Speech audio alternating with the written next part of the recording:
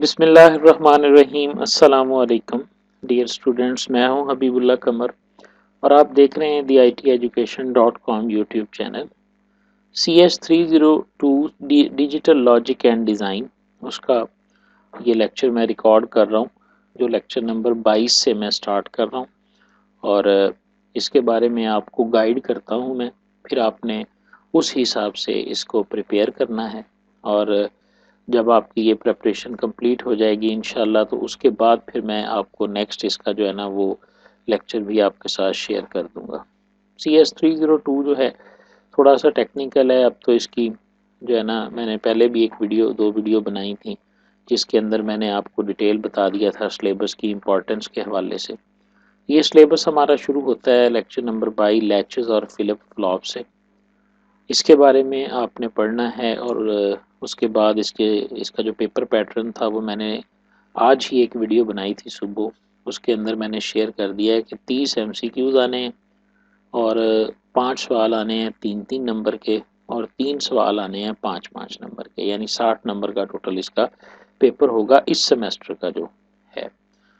जिस तरह आपने प्रीवियस लेक्चर्स के अंदर एंड गेट, और गेट, नॉट गेट वगैरह पढ़े और उनके ट्रुथ टेबल याद किए और उनकी आउटपुट और इनपुट के बारे में हमने बात की थी जी। तो जो पहला काम आपने करना है ना जी, वो आपने ये करना है कि ये जो हमने दो किस्म के डिवाइसेस हैं इसके अंदर, एक फिलिप फ्लॉप है और एक लैचेस हैं। ये बेसिकली यूज़ होते हैं मेमोरी चिप्स बनाने के लिए। यानी इससे पहले ऊपर आपने जितने भी गेट्स और एंड वगैरह पढ़े हैं वो इस्तेमाल होते हैं प्रोसेसर के अरिथमेटिक यूनिट बनाने के लिए, लॉजिक यूनिट बनाने के लिए। वो इनपुट लेते हैं, प्रोसेस करते थे और आउटपुट दे देते थे।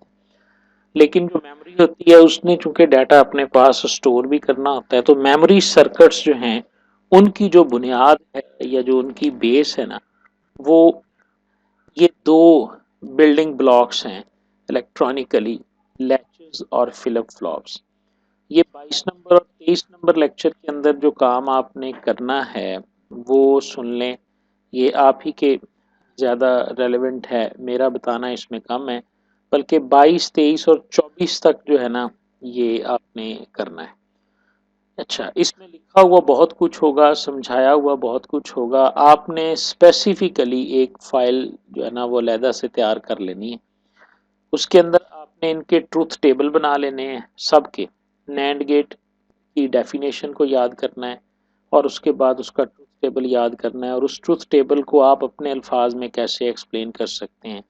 इसी तरह नॉर गेट बेस्ड जो एस आर है इसको, फिर इसी तरह गेटेड एस आर को, गेटेड डी लैच को, फिर एज ट्रिगर्ड, इन सब के उसी तरह जिस तरह गेट्स के पीछे हम पढ़ के आए हैं कि फंक्शंस क्या हैं और उन फंक्शंस की इनपुट के अगेंस्ट आउटपुट क्या होती है और उसका एक ट्रुथ टेबल होता है। ठीक है, ये सारे इस तरह ही हैं। जब आप इनको इस हिसाब से जहन में रखते हुए पढ़ेंगे और तैयार करेंगे तो ये बहुत ही आसान हो जाएंगे आपके लिए। ठीक, सिर्फ स्पेसिफिकली मैं रिपीट कर रहा हूँ कि आपने इनकी डेफिनेशन और इनकी इनपुट्स और आउटपुट्स की जो तरतीब है और जो ट्रुथ टेबल है, अगर आप ट्रुथ टेबल को समझ जाएं, मैं कोशिश तो करूंगा कि आपको यहाँ पे समझा सकूं। जैसे मैं 211 नंबर पेज पे चलता हूँ तो यहाँ पर आ जाते हैं जी हम 211 के ऊपर। ये देखें, यहाँ से ये स्टार्ट हो रहा है लैचेस एंड फिलिप फ्लॉप। देखें जी, latch is a temporary storage device है ये that has two stable state. इसमें दो स्टेट्स होती हैं। Latch output can change from one state to other by applying appropriate input. अगर एक इनपुट आएगी तो इसकी जो एक स्टेट है ना वो चेंज हो सकती है। Latch normally has to inputs. इसकी जो इनपुट हैं वो उसी तरह जिस तरह हम गेट को बयान करते थे, दो इसकी इनपुट्स होती हैं। The binary input combination at the latch input allows the latch to change its state. जो इनपुट का कॉम्बिनेशन आएगा दोनों का, उस कॉम्बिनेशन की बुनियाद के ऊपर इसकी स्टेट जो है वो तब्दील होगी। ठीक है, लैच हैज टू आउटपुट्स, इसकी आउटपुट्स टू होंगी। जिस तरह जो हमने गेट्स पढ़े थे ना, गेट की किसी की एक, जैसे नॉट गेट की एक इनपुट और एक आउटपुट थी, एंड गेट की दो इनपुट्स और एक आउटपुट थी, ऐसे ही पढ़ा था ना हमने। तो लैच में सबसे पहली जो डेफिनेशन आई है वो तो ये आई है कि इसकी इनपुट्स भी दो हैं और इसकी आउटपुट भी दो है। एक का नाम क्यू है, दूसरे का नाम क्यू नॉट है। अच्छा, अब पूरी तरह वो क्या बता रहा है, latch is set to be, वहां पर हमारे पास ट्रू और फॉल्स जवाब आता था। नॉट को ट्रू दें तो वो फॉल्स कर देता था, एंड को हम ट्रू ट्रू देते हैं तो ट्रू आता है, अदरवाइज उसका सारी स्टेट में फॉल्स आता था, ठीक है ना।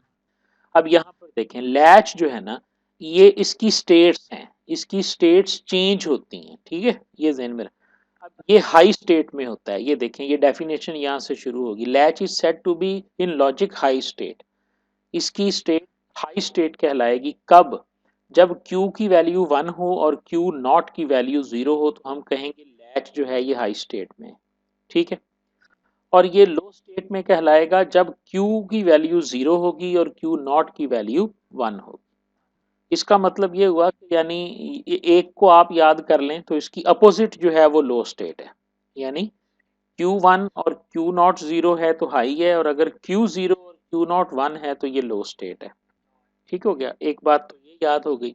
When the latch is set to be certain state, अब फर्ज करें लैच एक खास स्टेट में है, इट रिटेन्स इट्स स्टेट, तो ये बात समझने वाली है, और यहीं से हमें हमारे सवाल का जवाब मिलेगा कि why latch is used in memory, या हम मेमोरी में लैच को क्यों यूज करते हैं। वो कहता है कि लैच जो है ना वो अपनी स्टेट को रिटेन करता है, जिस स्टेट में अगर वो हाई में है तो वो हाई में रहता है, अगर वो लो में है तो वो लो में रहता है, कब तक, inputs are change to set the state to a new state, जब तक हम इनपुट को नहीं चेंज करते तो उसकी स्टेट जो है वो चेंज नहीं हो, ठीक है।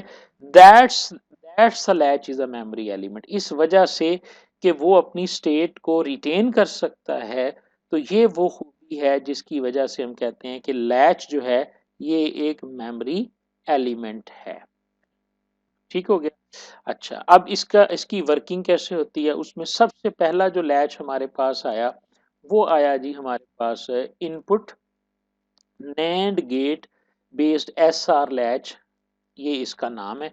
एस आर मीन सेट और रीसेट का लफ्ज है, नैंड गेट है, तो ये इसकी डायग्राम गौर से देखें, ये आपके पास जो है ना वो गेट लगा हुआ है नैंड का, ये नजर आ रहा है आपको, दो गेट इस्तेमाल हुए हुए हैं। एक इनपुट का नाम जो है वो एस आर है, दूसरे का नाम आर है, और ये क्यू और क्यू नॉट जो है वो इसकी आउटपुट है, ठीक है। ये सर्किट डायग्राम है किसकी, NAND based S R latch की। डायग्राम को ध्यान में बिठा लें, डायग्राम से वो नाम पूछ सकता है लैच का, या लैच दे के कह सकता है कि डायग्राम बना दें, किसी भी हवाले से वो आपको बता सकता है। और इस डायग्राम को एक्सप्लेन करना कोई मुश्किल नहीं है, ये यही लिखा हुआ है, ये देखें क्या लिखा हुआ है इसमें, the output of the NAND gate is connected to the input of other NAND gate. इसकी जो आउटपुट है ये देखिए, इसकी आउटपुट, ये देखिए जरा, ये इसकी आउटपुट है, इसको हमने इसके अंदर इनपुट किया हुआ है, और जो इसकी आउटपुट है इसको हमने इसके अंदर किया हुआ है, ठीक है, इनपुट किया हुआ है। The unconnected input of two NAND gates are, जो कनेक्टेड नहीं है उसमें एक एस एस है और दूसरी का नाम जो है वो आर है, ठीक है। यानी हमें इसके पूरे सर्किट डायग्राम की समझ आ गई। आप इसको लिखेंगे, जब इसको आप लिख रहे हैं तो ये इसकी तारीफ है। व्हाट इज नैंड गेट या what is NAND based S R latch, तो हम कहेंगे जी जिसकी दो इनपुट्स हैं दो आउटपुट्स हैं जी, और इनपुट्स का नाम है एस और आर, और आउटपुट्स हैं क्यू और क्यू डैश, क्यू और क्यू नॉट। और हम क्या करते हैं कि जी output of one NAND gate, ठीक है, उसको हम इनपुट बनाते हैं दूसरे नैंड गेट की, और output of second NAND gate जो है वो बनती है इनपुट ऑफ फर्स्ट, यानी ये हमने इस डायग्राम को जो है ना वो एक्सप्लेन कर दिया। अब अगला मसला रह गया, अगला रह गया जी इसकी स्टेट्स की हम बात करेंगे, ठीक है। अब इसकी स्टेट्स अगर हम देखें, अच्छा जी, उसके बाद अब आपने जो करना है वो ये आ गया जी इसकी इनपुट्स जी। देखें जी, कोई भी जो बाइनरी चीज होती है अगर उसमें दो इनपुट हैं तो इसकी मैक्सिमम इनपुट कितनी आएंगी, चार आएंगी, two raise to the power two. तो उन चार को ना उसने समझाया है जी, ये देखिए, जब एस भी जीरो और आर भी जीरो तो क्या होगा, ठीक है। होना क्या है उस वक्त क्यू नॉट की और क्यू की वैल्यू कैसे अज्यूम होगी, ये दोनों हालतें उसने यहाँ एक्सप्लेन की हैं, ठीक है। अच्छा, उसके बाद उसने कहा जी कि जब एस की वैल्यू ज़ीरो और वन हो जाएगी, ये दूसरी इनपुट आ गई। फिर इसी तरह उसने बता दिया जी कि जब उसकी वैल्यू वन और ज़ीरो हो जाएगी, ये वाली बता दी। और उसके बाद उसने बता दिया कि जब दोनों की वैल्यू वन होगी, ठीक है, ये 4 केसेस बताए और हर केस में ज़ाहिर है इनिशियली अगर अब चूँकि इनके पास अंदर भी तो स्टेट सेव होती है ना उसकी, यानी क्यू और क्यू नॉट की भी तो अपनी एक इनपुट होती है ना, स्टेट्स तो उनकी मौजूद होती है ना। तो इसलिए ये दो दो जवाब हैं इनके, मतलब ये 1 और 0 है। अब अगर तो ये लैच लो स्टेट में था तो फिर वो इस तरह से परफॉर्म करेगा, अगर हाई स्टेट में था तो वो इस तरह परफॉर्म करेगा। समझ आ रही है ना? इसलिए दो दो जो है ना वो आप कह लें पॉसिबिलिटीज लिखी हुई हैं। ठीक है, अच्छा उसके बाद उसने क्या किया कि यहाँ पर ये सारी चीजें बता के ये उसने उसका ट्रुथ टेबल जो है ना वो आपको ड्रॉ करके दिखा दिया। ठीक है, इनपुट आपकी जीरो है, आउटपुट आपकी जीरो है, तो इसका मतलब ये हुआ कि आप दोनों जीरो होंगी ना, तो आपका जो आउटपुट है ना वो इनवैलिड होगा। ठीक है, अच्छा जब आपकी जीरो और वन है तो आपकी आउटपुट जो है वो वन होगी। जब आप वन और जीरो हैं आपकी आउटपुट जीरो होगी, और जब वन और वन है तो आपकी आउटपुट जो है वो क्यू टी होगी। जी अब देखें जी, अब हम ना इसको एग्जीक्यूट करके देखते हैं इसके ऊपर ना। ये एस को जीरो कर दिया और आर को भी हमने जो है ना वो जीरो कर दिया। ठीक है, और वो कहता है कि फर्ज करो कि क्यू और क्यू नॉट की वैल्यूज जो है ना वो वन और जीरो है। ठीक है, यानी दो ही हो सकती हैं ना, या क्यू नॉट और क्यू वन और जीरो हो सकती हैं, या जीरो और वन हो सकती हैं।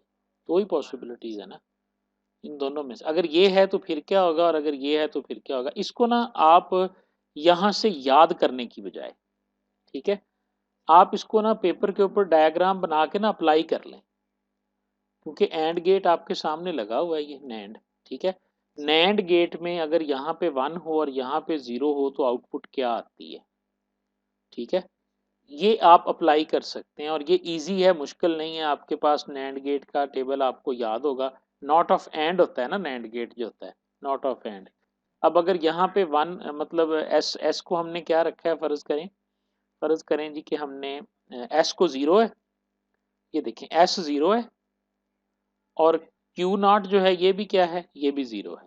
देखें ना यहाँ क्यू वन है और ये भी जीरो है। ठीक है, अब जरा दोनों को जीरो जीरो में डाल के देखें जी, ये हमारे पास जीरो है, ये भी हमारे पास जीरो है। जीरो को जब हम नैंड में डालेंगे तो हमें जो आउटपुट मिलेगी वो यहाँ पे नजर आ जाएगी।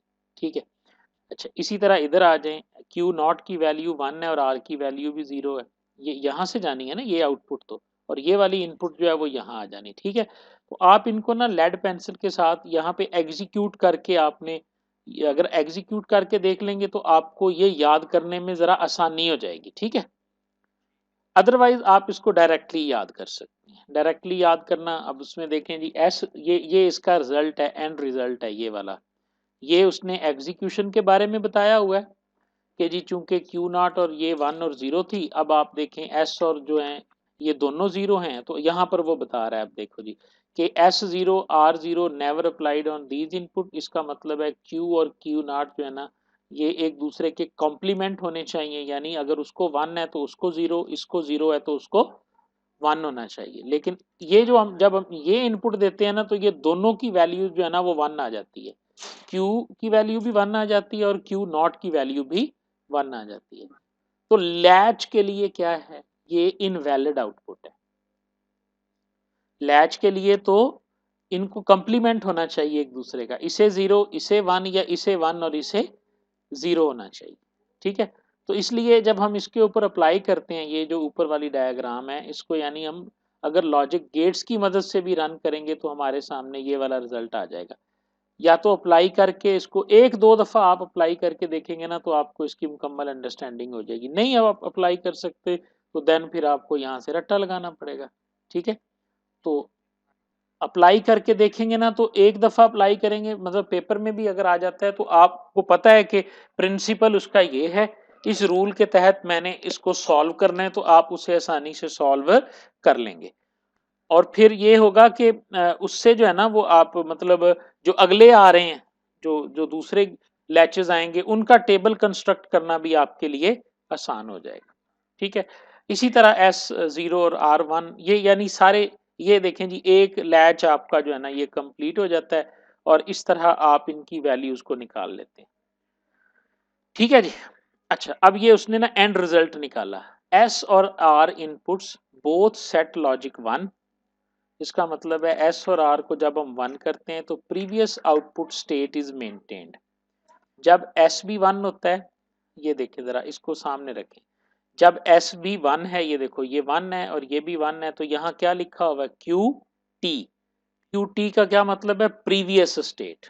ठीक है, क्योंकि यहां पर हमने क्या लिखा हुआ है क्यू टी प्लस 1, एक स्टेट उसकी प्रीवियस है, एक उसकी नेक्स्ट स्टेज है। समझ आ रही है ना? तो वो क्या कहता है कि नेक्स्ट स्टेज किसके बराबर होगी, उसकी प्रीवियस स्टेज के ही बराबर होगी। ठीक है, अच्छा, if initially Q and Q not are logic 1 and 0, यानी ये 1 और 0 हैं और हमने S को भी 1 कर दिया, R को भी 1 कर दिया, तो वो मेंटेन रखेगा अपनी आउटपुट को।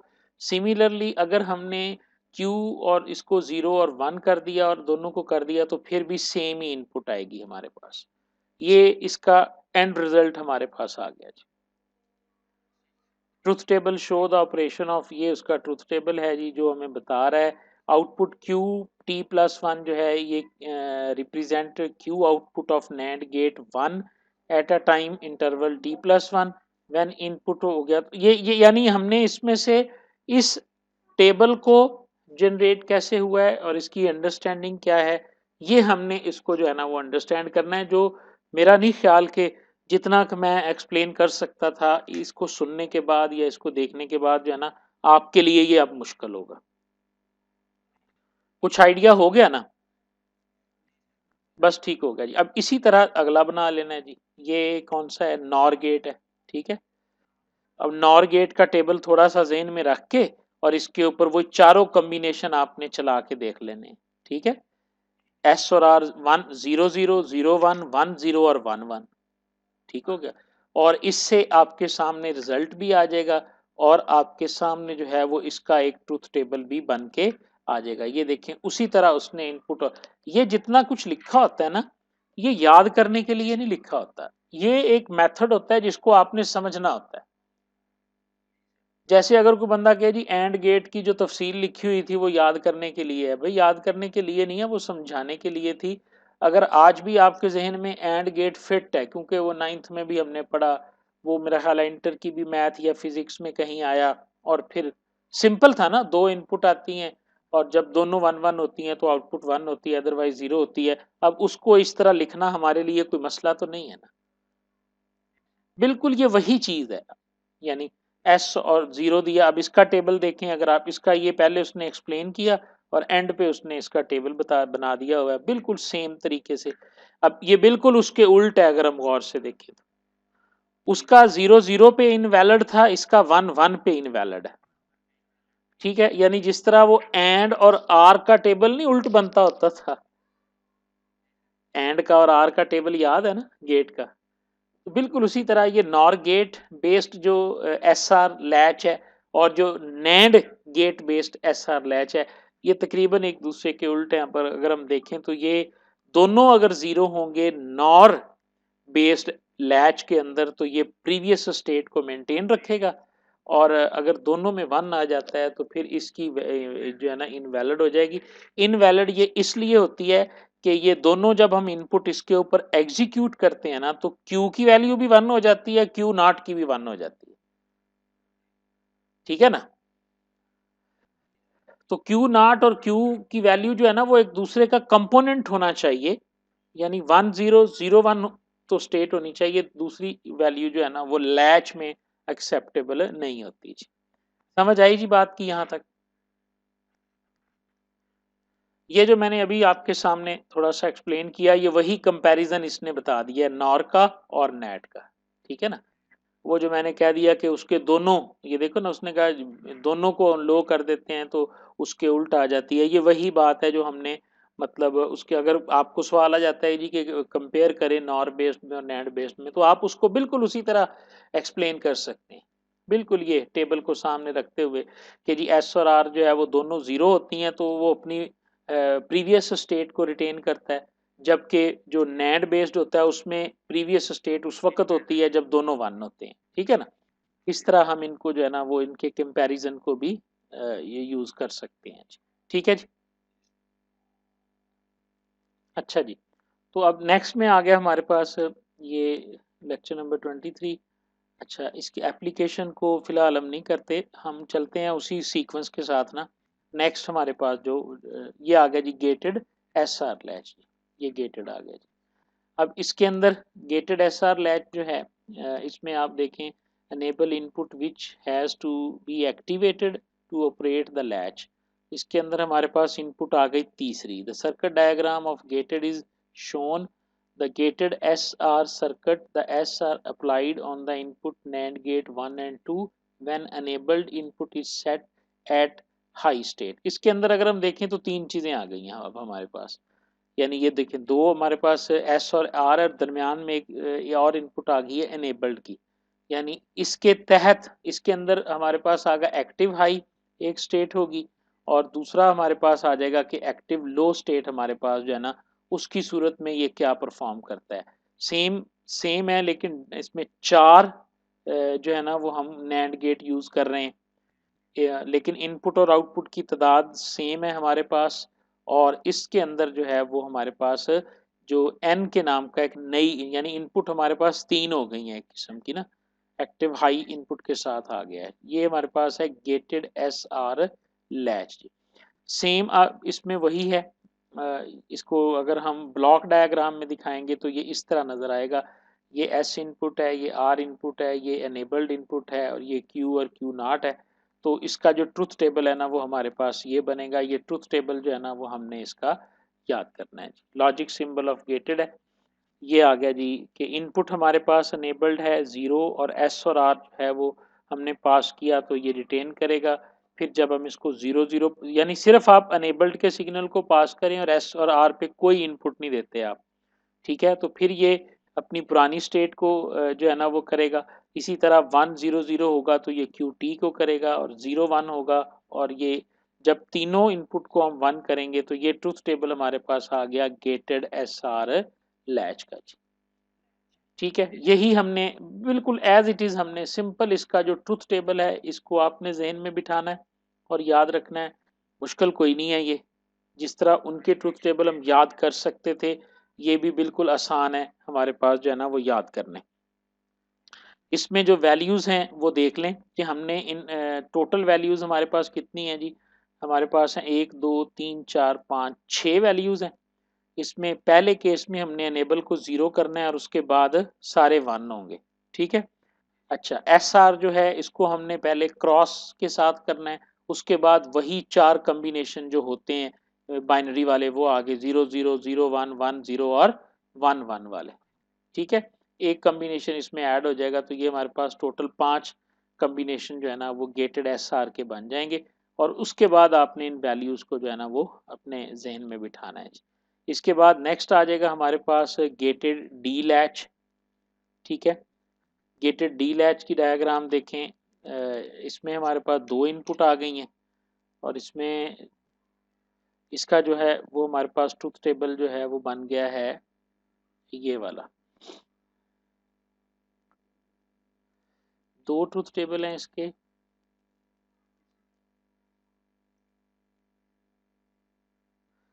अच्छा जी, ये देखें जो गेटेड डी लैच है इसकी डायग्राम को जरा देख लें। तो इसमें इनपुट हमारे पास एक डी है, एस और आर वाली जो है ना वो खत्म हो गई है। लेकिन ये डी की इनपुट जो है वो यहाँ से अगर ये 1 है, फॉर एग्जांपल ये 1 है, तो इधर तो 1 आ जाएगा, लेकिन ये नीचे जा रही है, यहाँ पे नॉट का गेट लगा हुआ है तो यहाँ पर मिलेगी इसको 0, ठीक है। तो इसका मतलब है कि ये 1 डी अगर 1 होगा तो ये 0 आ जाएगा। हम इनको उसी तरह समझ लेते हैं जो हमने पहले बनाया हुआ था, यानी हम इसको एस जो है ना वो एस और आर समझ लेते हैं, ठीक है ना। ये देखें ना, एस के बराबर उसने डी लिखा हुआ है ना, अगर आप इसको 0 रखेंगे तो आपका आर जो है ये 1 बन जाएगा, क्योंकि उसने डी नॉट होके जाना है। कॉम्बिनेशन फिर भी चार ही बनेंगे यहाँ पे, यानी इनपुट्स जो टोटल बनेंगी यहाँ पे 1 आया, उसके बाद ये 0 हो गया, फिर जब यहाँ पे 0 आएगा तो उसके बाद ये हमारे पास 1 बन जाएगा इस नॉट गेट की मदद से। तो इस तरह हमारे पास जो है ना ये इनपुट जो है ना वो ये जनरेट होगी। ये वाली इनपुट आ रही है कि इनपुट जब डी को आपने 0 रखा तो उस वक्त हमारे पास इसकी आउटपुट क्या होगी, और जब डी को आपने 1 रखा तो उस वक़्त आपकी इनपुट जो है ना वो क्या होगी। एक इसका ये वाला टेबल बन रहा है सिंगल इनपुट के साथ और यहाँ पर वो समझा रहा है इस टेबल की ये सारी एक्सप्लेनेशन है कि जब आपने डी को 0 रखा, जब आपने डी को कोई इनपुट नहीं दी तो ज़ाहिर है एस ऑफ डी जो है मतलब वो भी 0 का 0 ही रहेगा। ठीक है, जब आपने इसको 1 दिया तो वो 0 हो जाएगा, ये देखें 0 देंगे तो ये 1 हो जाएगा और 1 देंगे तो उसके बाद ये 0 हो जाएगा। ठीक है, इस तरह करके उसने इसको यूज़ करके तो ये वाला टेबल जो है ना वो हमें बना के दिखाया है। ये भी आउटपुट ट्रुथ टेबल जो है वो आपने इसको याद करना है। फिर इसी तरह हमारे पास आ जाएगी आगे एज ट्रिग, ये लैचेस हैं टोटल जो हमारे पास थे ना। आगे फ्लिप फ्लॉप का दूसरा जो पुर्जा है ना वो शुरू हो जाता है। यहाँ तक हमारे पास ये लैचेस हैं, टोटल 4 लैचेस हैं। 4 लैचेस किस तरह से काम करते हैं और उन लैचेस के ट्रुथ टेबल क्या हैं, ये आपके पास किसी एक पेज पे वर्ड की डॉक्यूमेंट में या कहीं पे लिखे होने चाहिए और ये आपको याद होने चाहिए। ठीक है, और उसके बाद आपने जो दो दो तीन तीन लाइनें सिर्फ याद करनी है। डी की एप्लीकेशन के कहाँ पे होती है, ये नंबर थोड़ा सा आपको जेन में रखना पड़ेगा एमसीक्यूज के हवाले से। 74 LS 75 का जो हमारे पास इंडिपेंडेंटली एक ये बेसिकली पता क्या है, ये आईसीज के नाम है। जिस तरह आईसी कभी कभी आपने देखा हो टीवी या रेडियो या मोबाइल में लगे होते हैं ना तो उनके ऊपर एक नंबर लगा हुआ होता है। ठीक है, तो ये बेसिकली इसकी एप्लीकेशन है कि ये जो 74 बाय ये 75 नंबर का जो आईसी है ना उसके अंदर हम इस गेटेड डी लैच को जो है वो यूज करते हैं, ये उसकी एप्लीकेशन है। इसी तरह मैंने कहा था ना पीछे भी हम एप्लीकेशन को सिर्फ इतना याद रखना है कि ये हमारे पास लैचेस जो है ना वो यूज कहाँ पे हो रहे हैं। ठीक है जी, तो ये आपने आज ज़हन में बिठाना है जी, थोड़ा सा इसके ऊपर एक दफ़ा रीड करना है। मज़ीद कोई चीज़ होगी तो उसको जो है ना वो इंशाल्लाह हम दोबारा फिर ना डिस्कस करेंगे।